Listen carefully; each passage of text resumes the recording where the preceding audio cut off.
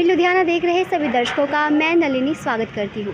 जैसा कि आप सभी जानते हैं कि जन्माष्टमी का पर्व आ रहा है, जिसको लेकर पूरे भारतवर्ष में तैयारियां बहुत ज़ोरों शोरों पर चल रही है। आज हम पहुँचे हैं लुधियाना के श्री दुर्गा माता मंदिर में। तो चलिए यहाँ के जो पुजारी जी हैं इनसे बातचीत करते हैं और जानते हैं कि यहाँ पे जन्माष्टमी को लेकर तैयारियाँ कैसी चल रही है। नमस्कार पंडित जी। जय माता की। पंडित जी, आप ये बताइए कि जो ये मंदिर है, आप इस मंदिर में कितने सालों से यहाँ पे पुजारी के तौर पे यहाँ पे हैं? श्री दुर्गा माता मंदिर ट्रस्ट लुधियाना जगरांव पुल से में पंडित हरिमोहन शर्मा। माँ के श्री चरणों से लगभग मुझे यहाँ 32 साल माँ के चरणों में सेवा करते हुए हो गए। तो आप जिन्हें पूछा कि कल जन्माष्टमी का विशेष जो पर्व है, मैं सबसे पहले नगर वासियों को, पंजाब वासियों को और देशवासियों को, विश्ववासियों को बहुत बहुत बधाई देता हुआ भगवान के जन्मदिन की और ये कामना करता हूँ कि ईश्वर सभी को स्वस्थ रखें, सभी को कायम रखें, ऐसी मेरी निजी भावना है। पंडित जी, क्या क्या तैयारियाँ की जा रही हैं? तैयारी जो आप देख ही रहे हैं, आपके सामने है, कोई आपसे लुकी छुपी नहीं है। वो कई दिनों से यहाँ, एक हफ्ते से तैयारियाँ चल रही हैं और बड़े हर्षोल्लास के साथ हमारे ट्रस्ट के द्वारा श्री दुर्गा माता मंदिर में भगवान का विशेष रूप से जो है सजावट बाहर हो रही है, लाइटिंग हो रही है, फूलों की सजावट हो रही है और भगवान के लिए नई पोशाकों की, झूला की, सभी जो व्यवस्थाएं हर साल की तरह और उनसे भी बढ़ चढ़ करके जो हो रही हैं वो आपके सामने ही हैं। सभी लोगों को आप दर्शन कराएंगे और लोग आएंगे यहाँ और दर्शन करेंगे। जी, तो यहाँ पे कृष्ण जी की झांकियाँ भी निकलेंगी? भगवान श्री कृष्ण की झांकियाँ, जन्म की उपलक्ष्य में झांकियाँ भी हैं, सत्संग भी है और भी अन्यथा जितने प्रोग्राम हैं वो आपके सामने सब यहाँ से लाइव होंगे। भगवती की कृपा से जो है, माँ की कृपा से, ठाकुर जी का जो भी प्रोग्राम है वो पूरे लुधियाना में, पूरे पंजाब में लाइव दिखाया जाता है। रोज़ाना भी दिखाया जाता है और कल तो विशेष ही दिखाया जाएगा। तो सभी से मेरा निवेदन है और सुझाव भी है कि वो बढ़ चढ़ करके मंदिर में आएँ और अपने जीवन को सफल करते हुए भगवान के, ठाकुर जी के श्री चरणों में नतमस्तक हों और अपने जीवन का सही लाभ उठाएं। पंडित जी, कई लोग ना इस दिन व्रत भी करते हैं और रात के 12 बजे जब कृष्ण भगवान का जन्म होता है उसके बाद वो अपना व्रत खोलते हैं, तो इसके बारे में क्या कहना चाहेंगे? ऐसा है, कई लोग नहीं, मेरा तो ये मत है कि सभी लोग करें। मैं स्वयं करता हूँ, मैं किसी की नहीं कहता, मैं स्वयं करता हूँ। जब भगवान का अवतार हमारे यहाँ हम मनाते हैं, हर साल मनाते हैं और हर साल हमारे यहाँ जन्म होता है, ऐसा हमारा मानना है और होता है, विश्वास है हमारा ऐसा। तो हमने उस उपलक्ष्य में व्रत, नियम, साधन, भजन, कीर्तन जितना हो सके उतना जो है हमें करना चाहिए, क्योंकि ठाकुर जी स्वयं यहाँ चल कर के हमारे बीच में आ रहे हैं। तो हमको ये करना चाहिए, व्रत करना चाहिए, संयम से रहना चाहिए और रात्रि को जब जन्म हो जाए तो उसके हर्षोल्लास में खुशी मनाएं। वो अपने जो है भोजन प्रसाद भगवान को, ठाकुर जी को भोग ला करके प्रसाद के रूप में खाएं, क्योंकि ऐसा हमारे ग्रंथों में लिखा हुआ है कि तुम ही निवेदित भोजन करहीं और प्रभु प्रसाद पट भूषण धरहीं। भगवान को भोग ला करके खाया जाए। आज ऐसा मानना है कि वो संध्याकालीन समय में, कल जब माँ यशोदा को जब गर्भ धारण से पहले जब प्रसूत के दर्द होते हैं तो उस समय केवल कीर्तन, सत्संग किया जाता है कि जिससे वो कष्ट कम हो और भगवान का प्रादुर्भाव बड़े अच्छे से जन्म हो और हम उसको अच्छे से खूब मनाएं। हमारे जैसे जीवन में भी, जैसे अब आम बच्चा जब घर में जन्म लेता है तो उसकी कितनी खुशियां मनाई जाती हैं। ये तो जगत नियंता हैं, इनकी खुशी के लिए तो हम जितना भी करें वो कम है। तो बढ़ चढ़ कर ज़्यादा से ज़्यादा करना चाहिए, तन से भी, मन से भी, धन से भी, और सभी संगत को जोड़ना चाहिए। और सभी से निवेदन करता हूँ, नगर वासियों से, पंजाब वासियों से, देशवासियों से, वो बढ़ चढ़ करके ठाकुर जी के चरणों में आएँ और अपने जीवन को सफल बनाएं। अब हमारे दुर्गा माता मंदिर के ट्रस्ट के senior vice chairman Shri Virendra Mittal ji आपके सामने अपनी मधुर वाणी से 2 शब्द कहेंगे मंदिर के बारे में, तो वो भी आप कृपा करके सभी को लाइव दिखाएं, सुनाएं, जिससे वो लोग प्रभावित हों और माँ के चरणों में आएँ। जी, जय माता दी। बेटे, मेरा नाम वीरेंद्र मित्तल है। मैं इस ट्रस्ट का इस समय सीनियर वाइस चेयरमैन हूँ। माँ की अनन्य कृपा से इस मंदिर की स्थापना मेरे माता जी श्रीमती शांति देवी मित्तल और मेरे पिताजी लाला मुनीलाल मित्तल द्वारा हुई थी। उसके बाद 1984 में श्री दुर्गा माता मंदिर ट्रस्ट ही इस मंदिर का देख रेख करता है, सारे फंक्शंस करता है, उसकी सारी जिम्मेदारी ट्रस्ट के ऊपर ही है। इस बार जन्माष्टमी पर सुंदर सुंदर झांकियाँ बनेंगी, ठाकुर जी के झूले बनेंगे, संकीर्तन होगा, लाइट फूल सारा जो सब चला आ रहा है वो सारे इंतज़ाम अच्छे ढंग से होंगे।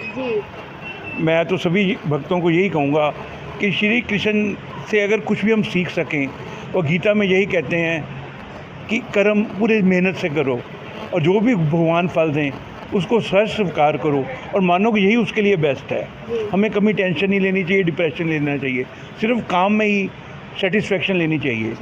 भगवान की अगर बात माने तो उन्होंने यही कहा है कि तू मेरी शरण में आ जा। शरणागतम कृष्णा, शरणागतम कृष्णा, सुस्वागतम कृष्णा, सुस्वागतम कृष्णा। हमें कृष्ण जी का जन्मोत्सव बड़े दिल से मनाना चाहिए, जिसे घर में अपने बच्चे का मनाते हैं। और सारे सभी को जन्माष्टमी पर लाख लाख बधाई। जय माता दी, जय माता दी। सर, जैसे कि जन्माष्टमी के पर्व पे जो मटकी फोड़ने की जो रस्म की जाती है वो काफ़ी इंटरेस्टिंग होती है, तो क्या इस मंदिर में भी ऐसी कोई रस्म की जाएगी? हाँ, ऐसी भी होगी। और दही मक्खन ऐसा है, जब भगवान का जन्म हुआ था तो नंद बाबा के यहाँ से 9 लाख गायें थी, 9 लाख। जितना उनका मक्खन दही था उसमें जो है हल्दी मिला करके, और उस दही से वे लोगों ने, गोपों ने, ग्वालों ने जो है उसका आनंद लिया था। ये खुशी का मौका है, उसमें एक दूसरे को जैसे रंग से होली खेली जाती है, उसमें वहाँ दही और मक्खन से होली खेली गई थी। अभी हमारे जो है वाइस चेयरमैन जी ने बताया कि वो शरणागति भाव से गीता जी का जो 18वां अध्याय है उसमें लिखा हुआ है, सर्वधर्मान परित्यज्यम मामेकम शरणम ब्रज। भगवान यही कहते हैं कि सब कुछ छोड़ छाड़ करके और मेरी शरण में आ जा। अनन्या चिंतयन्तो माम ये जना परिपासते तेषां नित्याभियोग खेम हमयम। अनन्य भाव से जो भगवान का भजन करते हैं, भगवान उनकी सारी प्रक्रियाएं, सारे कार्यक्रम, सारी देख रेख वो स्वयं करते हैं। ऐसा गीता में स्वयं अपने मुंह से उन्होंने कहा है, किसी ने लिखा नहीं है, भगवान की वाणी है। ये गीता एक ऐसा ग्रंथ है जो भगवान के मुंह से निकला हुआ है, भगवान की वाणी है। वो एकदम 100% नहीं, 1000% सत्य है, उसको हमें मान लेना चाहिए। हमारे जो धर्म ग्रंथ हैं, जितने भी धर्म ग्रंथ हैं, चाहे आप रामायण ले लीजिए, चाहे गीता ले लीजिए, भागवत ले लीजिए, राम को या कृष्ण को, दोनों का मतलब एक ही है। जो जो अवतार हुआ है वो सब धर्म की स्थापना करने की, संभवामि युगे युगे, धर्म की रक्षा, धर्म की स्थापना करने के लिए हुआ है। तो हमें जो है भगवान की शरणागति भाव से और जो है धर्म ग्रंथों का सहारा लेकर के, जो धर्म ग्रंथ जितने भी हैं, आर्ट ऑफ द लिविंग, जीवन जीने की कला सिखाते हैं कि हमें जीवन कैसे जीना चाहिए, शास्त्रोक्त पद्धति से जी करके और अपना निजी कल्याण हम कर सकते हैं, ऐसा गीता जी में लिखा है। तो मैं यही कहूँगा कि वो बढ़ चढ़ करके माँ के चरणों में आएँ और माँ का आशीर्वाद लें, अपने जीवन को कृतार्थ करें। इस समय हर जगह बात हो रही है एयर पोल्यूशन की, वाटर पोल्यूशन की। मुझे तो लगता है सबसे ज़्यादा प्रॉब्लम माइंड पोल्यूशन की है। माइंड पोल्यूशन को दूर करने के लिए ही धार्मिक ग्रंथ बने हैं। अगर उनका हम अध्ययन करेंगे और अपने घर के बड़ों के पास बैठने की आदत डाल लें तो माइंड पोल्यूशन शायद आएगी नहीं। अब जितनी नेगेटिविटी बढ़ रही है उसको ख़त्म करने के लिए ये सब कुछ बने थे। जैसे कि आजकल की युवा पीढ़ी हर वक्त फ़ोन में लगी रहती है, माँ बाप का कहना नहीं मानती, बुजुर्गों के साथ नहीं बैठती, इसके कारण वो भटकती जा रही है। कम्युनिकेशन होनी बहुत ज़रूरी है। सत्संग का मतलब क्या है? ये ज़रूरी नहीं कि हम संतों के पास जाना है, अच्छी किताबें पढ़ें, स्वाध्याय करें और बुज़ुर्गों के पास बैठकर, आजकल तो मीडिया में हर चीज़ अवेलेबल है, आप जो चाहोगे मिल जाएगा, अच्छाई से अच्छाई मिल जाएगी, गहराई से बुरी। सही है कि माइंड पोल्यूशन नहीं होनी चाहिए। अगर माइंड पोल्यूशन नहीं होगा सब कुछ ठीक हो जाएगा।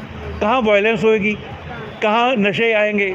सबसे बड़ी बात माइंड पोल्यूशन की है। उसको दूर करने के लिए अगर सिर्फ गीता का भी बार बार अध्ययन किया जाए, भगवान का चाहे नाम ही ले लिया जाए, तो सारी चीज़ें, आपका मन ठीक, बुद्धि ठीक, तो काम अपने आप ठीक हो जाएंगे। जय श्री राधे। जैसे कहा गया है कि कलयुग में केवल भगवान का नाम लेने से ही हमारा उद्धार हो जाता है। कलयुग केवल नाम आधारा, सिमर सिमर नर उतरई पारा। बिन सत्संग विवेक न होई, और राम कृपा बिन सुलभ न।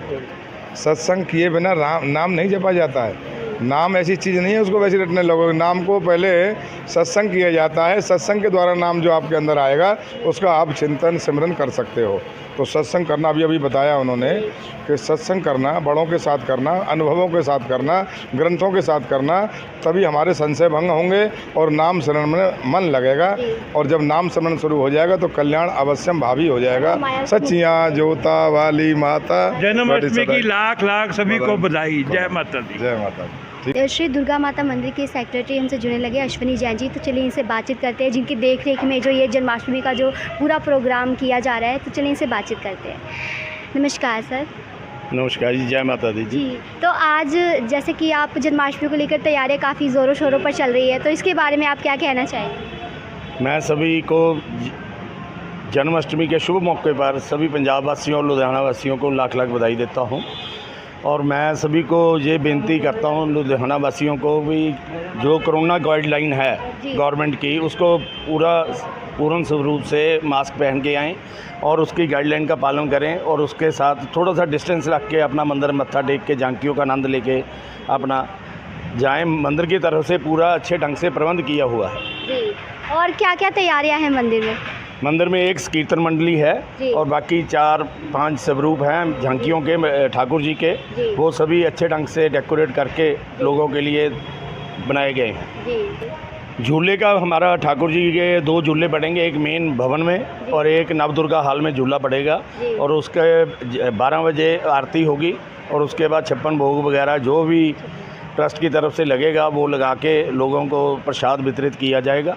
जय माता।